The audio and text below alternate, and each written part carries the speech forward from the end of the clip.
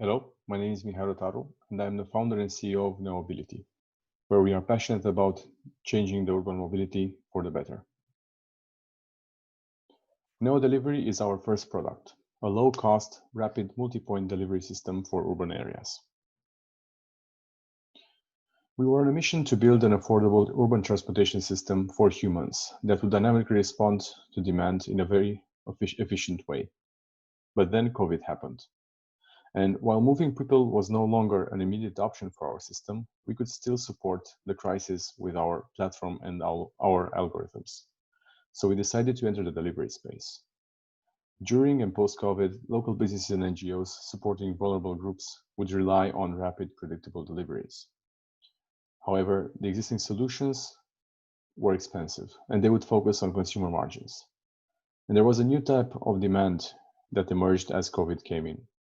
Everything and anything had to be delivered, no matter how inexpensive the product or how short the distance it was. But this, while current delivery options were inefficient, and because they were point to point, and they were frequently involve one person doing one delivery for 1 hour on average. But the local businesses have a lower average basket size, and they have lower margins, so they actually cannot survive with the existing options. So we developed a real-time dynamic multi-point delivery system, aggregating parcels on common routes, which basically means that they share the price per kilometer as well as the time of the delivery person.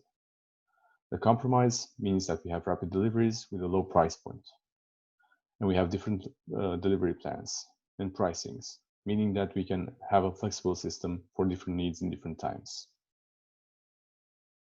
The concept was actually a direct request of the interested parties, meaning local businesses needing to survive.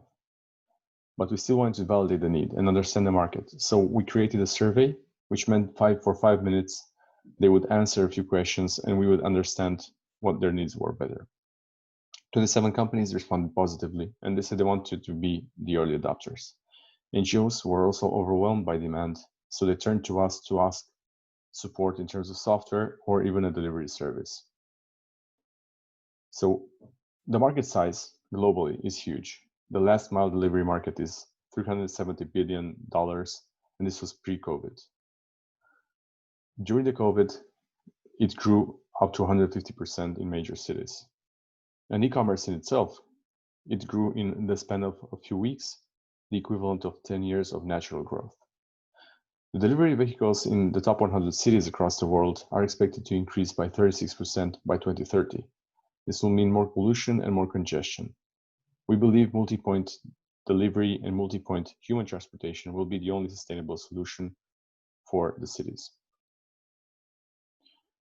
And this is what the product looks like. This is the business-facing dashboard, which is a system that allows him to easily input a new order for a pickup without taking too much time from his normal workflow.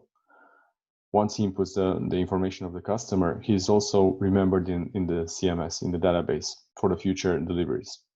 And once the parcel is picked up by the delivery person, by the car, the consumer gets an SMS with a live tracking link, which gives him the option to also call the driver so they can actually manage from this point without bothering the local business.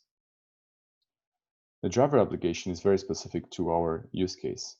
It's different from existing on-demand services in the sense that the driver actually has to input the number of hours, the length of his shift he will be working. This allows us to further optimize during the whole day the way we distribute the orders.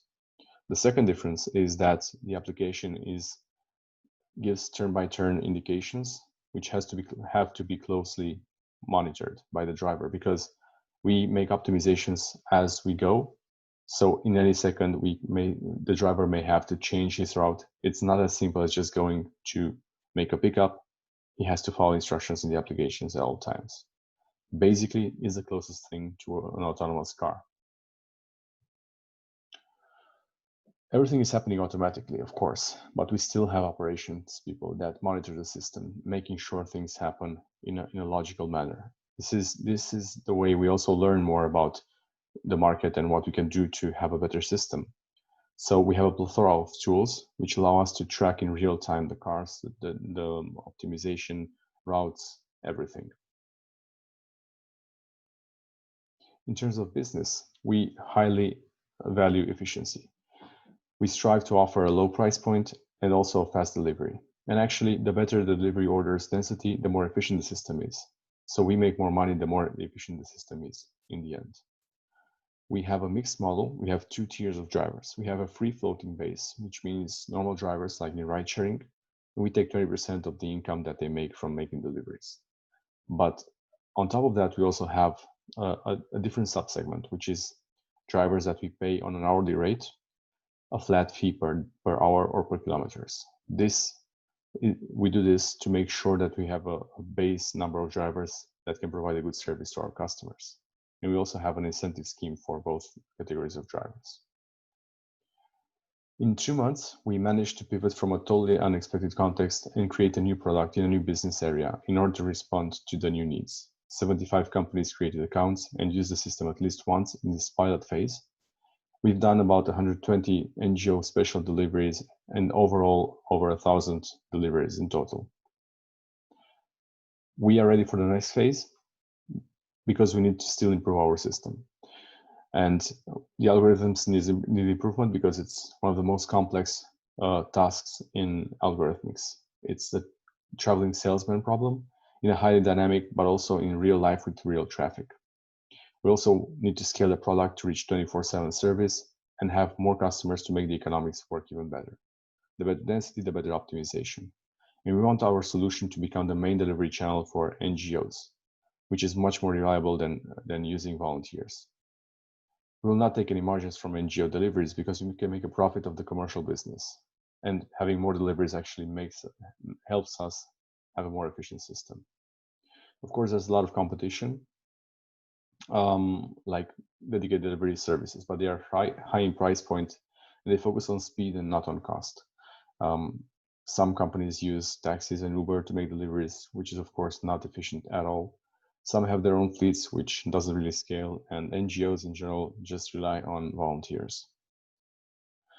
So we think we can win the market. We think we can do a good job at it because we are starting from a different reality, from a different need that is very current. We are focusing on the low price point, but also flexibility. And we are building the platform and the driver and the consumer experience from the ground up in terms of multi-point. So we think it's much more difficult to have a single point system and then pivot to multi-point. And we have a highly skilled team. Our tech lead has experience with mobile. He's worked with large studios, but also owned an indie studio. Our product lead built consumer products for Fitbit and ING, and my experience is coming from ride sharing. We also have an extended team consisting of driver operations managers, B2B sales representatives, project managers, and developers, of course. We launched a product recently, and we had a lot of press coverage because the product was very, very appealing to customers. We had over 20 mentions, including TV, which brought us a lot of customers, of course. And that meant that we had the opportunity to deliver everything from burgers to flowers, but also help people in need. And the companies and NGOs we work with were very happy to be helped by us, and we were happy to help them. We are trying to make urban mobility better, be it for parcels or for humans. Thank you.